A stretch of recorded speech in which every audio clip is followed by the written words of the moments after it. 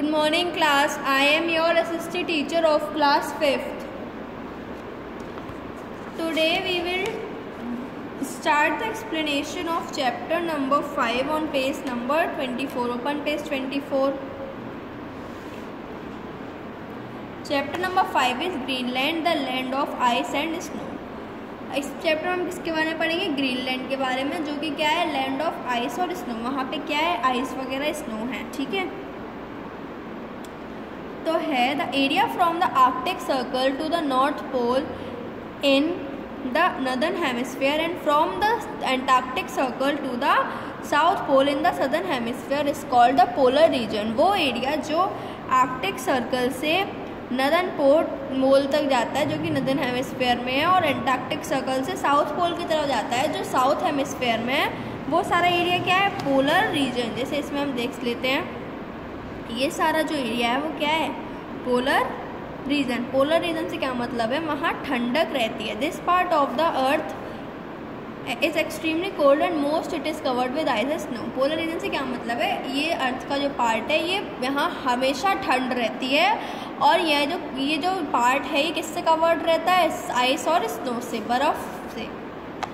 ना location of Greenland. Greenland है कहाँ? Greenland is located in the north polar region. जो ग्रीनलैंड है वो नॉर्थ में है. ये रहा Greenland. It is the largest island in the world. ये क्या है? लार्जेस्ट आइलैंड है पूरे वर्ल्ड का. क्योंकि आइलैंड कैसे है? बिकॉज ये चारों तरफ से किससे घिरा हुआ है? पानी से. It is located in the north Atlantic ocean. ये कहाँ लोकेटेड है? ये रहा अटलांटिक ओशन. अटलांटिक ओशन के नॉर्थ में ये लोकेटेड है. Lying off the east coast of Canada, Greenland has an area of the Greenland का एरिया कितना है? 2,175. इसका क्या है? एरिया स्क्वायर मीटर्स है. It extends for about 2,670 kilometre. ये, और इसका नॉर्थ से साउथ कितना है? मतलब नॉर्थ से यहाँ तक है इसका 2670, और फ्रॉम ईस्ट टू वेस्ट है इसका 1050 kilometre. Greenland belongs to Denmark, small European country. Greenland में क्या आता है? डेनमार्क आता है, जो कि एक स्मॉल यूरोपियन कंट्री है. The total population is about 65,000. जो यहाँ की टोटल पॉपुलेशन है कितनी है? 65,000. Which lives mostly along the coast. The nearest European country is Iceland. जो ग्रीनलैंड के पास जो कंट्री है वो क्या है? आइसलैंड. ये रही यहाँ पे है ना ग्रीनलैंड के पास. The capital city Greenland is Nuuk. जो कैपिटल सिटी है ग्रीनलैंड की वो क्या है? नूक, जिसको हम क्या कहते हैं? गोथाप. ओके.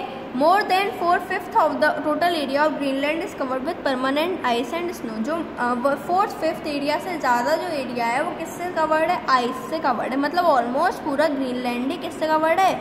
आइस और स्नो से कवर्ड है. Most of the ice free land is long the coast and has low mountains. और जो बचा हुआ एरिया है उसमें क्या है? कोस्ट मतलब बीचेस वगैरह, ओशियंस वगैरह हैं, और कुछ छोटे छोटे माउंटेन्स हैं.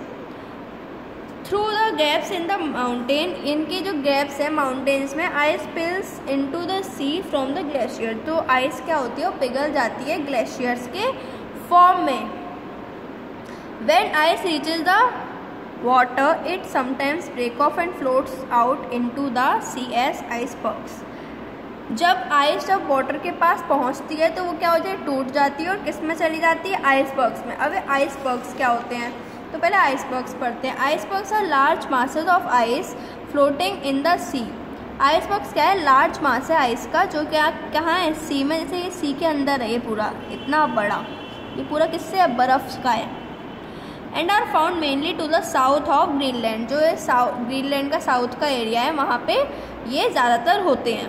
They are form where glaciers meet the sea. ये कब बनते हैं? जब जो ग्लेशियर्स मतलब जो ऊपर की बर्फ़ पिघल के आती है वो किससे मिल जाती है? सी से, समुद्र से. आइसबर्ग्स में बी मैनी किलोमीटर्स लॉन्ग, जो आइसबर्ग्स है वो कितने भी किलोमीटर तक लंबा हो सकता है और वे मिलियंस ऑफ टन्स, और उसका जो वजन है वो हजारों टन्स के, मिलियंस ऑफ टन्स के बराबर हो सकता है, मतलब बहुत बहुत बहुत ही ज़्यादा भारी। But the part of the iceberg which is visible is only its tip and the rest of it is under water. पर लेकिन जो आइसबर्ग का जो पार्ट है वो हम सिर्फ ऊपर से ही देख सकते हैं, तो सिर्फ थोड़ा सा ही दिखता है ऊपर का, अदरवाइज जो बाकी का होता है वो किस में होता है, सी के अंदर। It is 7 to 10 times as large under the water, ये 7 से 10 गुना ज़्यादा पानी के अंदर होता है।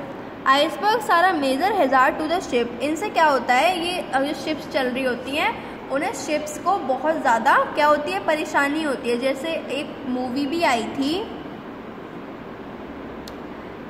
टाइटैनिक आई थी, मैं बताती हूँ आगे। A collision with an iceberg can be disastrous, जो अगर किसी शिप से इसका कोलिजन हो गया, मतलब भिड़ गए ये दोनों, तो क्या होगा, मरेंगे लोग उसमें।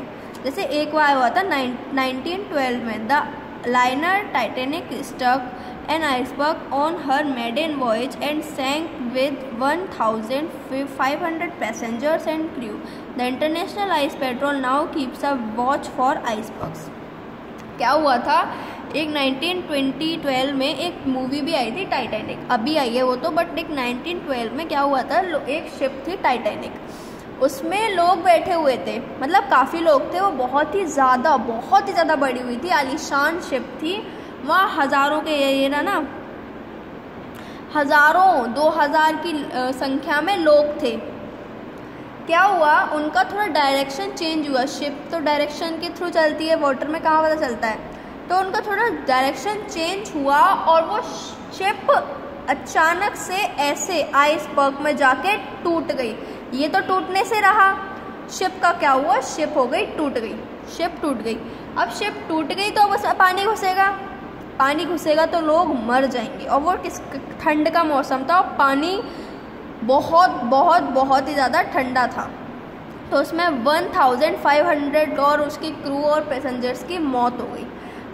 ऑलमोस्ट सारे उन्होंने बहुत प्रैक्टिस की कि हम बचा सके जान, काफ़ी के बचे हुए और काफ़ी इतने मर भी गए। तो इसीलिए तब से लेके जो इंटरनेशनल आइस पेट्रोल है, मतलब जो वहाँ की देखभाल करता है, वो हमेशा आइसबर्ग पर नज़र रखता है कि और कुछ ऐसा होने तो नहीं वाला है। बहुत बड़ा इंसिडेंट हुआ था डेट टाइम, उसकी मूवी भी है अगर आप लोगों ने देखी भी हो तो। Climate, the climate of Greenland is very cold through out the year, जो ग्रीनलैंड का क्लाइमेट है ये पूरे साल क्या रहता है, ठंडा रहता है। On the ice caps the temperature is always below the freezing point, और जो आइस कैप्स होता है टेम्परेचर क्या होता है, हमेशा जो जमाने वाला टेम्परेचर होता है, मतलब सब चीज़ जम जाए। The climate along the coast is pleasant in the summer season, लेकिन जो कोस्ट के पास जो जगह ही हैं, मतलब सीज बीचेस वगैरह के पास, यहाँ का समर सीजन में क्लाइमेट कैसा होता है, थोड़ा अच्छा सा हो जाता है। The weather being usually sunny and dry, और जो मौसम हो जाता है कैसा होता है, सनी मतलब धूप आती है और ड्राई सूखा हो जाता है।